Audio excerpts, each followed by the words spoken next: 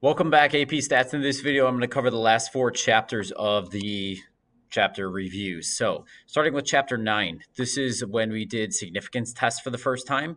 So, being able to state the null and alternative hypotheses and your parameter in context. So, for proportions, we're talking P. For means, we're talking mu. So, P equals the true proportion of, and then include context. For means, mu equals the true mean of, and then include context. So the null is that it's always equal to some value, and the alternative that greater than, less than, or not equal to being a two-tailed test. Second one, interpreting the p-value in context. That is if the null is true, whatever the context is. So if the true proportion of people with blue eyes is 15%, then there is a blank probability, whatever your p-value is, then there's a 0.023 probability of getting a sample result of, and then list out what that sample result is, or more extreme, purely by chance. Your results are statistically significant if you reject your null. So typically, if your p-value is less than 0.05 or whatever the alpha level they give you is. Type 1 and type 2 errors. Type 1 error is the null is true, but you incorrectly reject it. So you find convincing evidence for the alternative when in fact the null was true. Type 2 error is the alternative is true, but you fail to reject the null. So you don't find convincing evidence for the alternative when in fact you should have, because the alternative is true, but you fail to reject the null. Interpreting the power. The power of the test is when you correctly reject the null. So the alternative is true and you reject the null. So you find convincing evidence for the alternative when in fact there is convincing evidence. That's a good thing. So what factors affect the power of the test? Alpha. As alpha goes up, the power goes up. The sample size. As the sample size goes up, the power goes up. And the difference between the alternative value and the real value. So I'm sorry, the null value and the real value. So if the null value is like you're claiming the mean is 10 and the real value is like 6 versus the real value being 2, the difference between 10 and 2 is much bigger. So that would increase the power versus 10 to 6. Okay, the relationship between probability of type 1, that's alpha, probability of type 2 is beta, and the power. Type 1 and type 2 are inverse. As alpha goes up, beta goes down, and vice versa. Alpha and power are direct. Alpha goes up, power goes up. And beta and power are actually complements. So as beta goes up, probability of type 2 error, power goes down, and vice versa. So here we looked at a one proportion Z test, one sample Z test. Conditions, random 10% in either large counts or normal large sample. Maybe do a box plot if need be.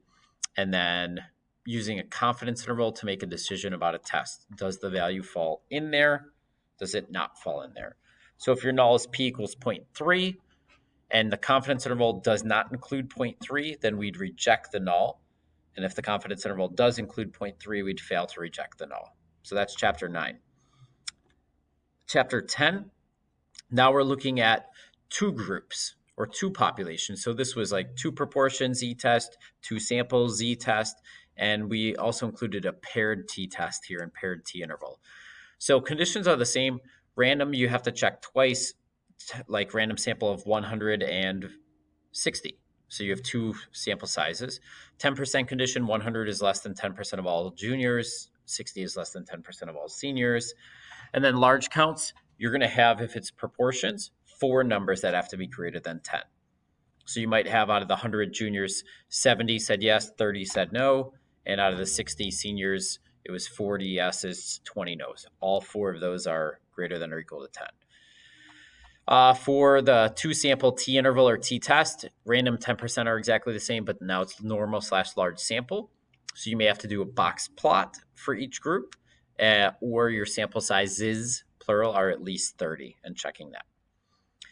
Paired t-test and t-interval. So that's, you have two lists of data, and it's the way they collected the data is paired from like a match pairs design.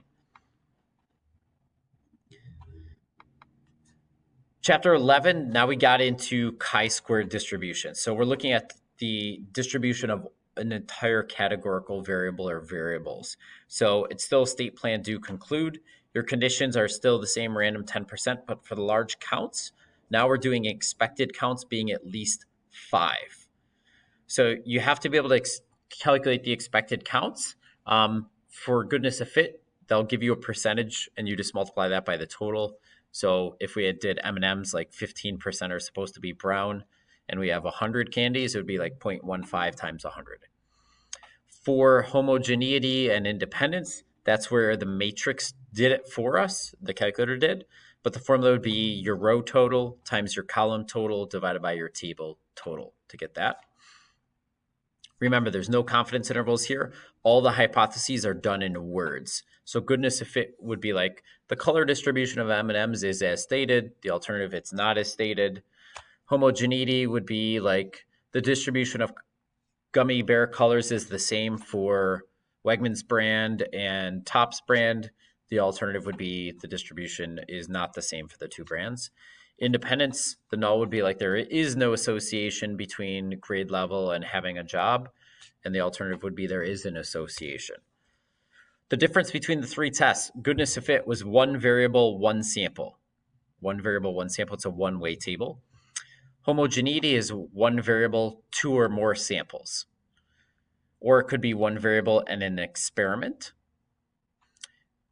Independence is two variables, one sample. So homogeneity and independence, you're going to see a two-way table. So if you see that, goodness of fit is out. For all three of these tests, when you reject the null, you need to do a follow-up analysis. And that's finding the biggest contribution to the chi-squared test statistic.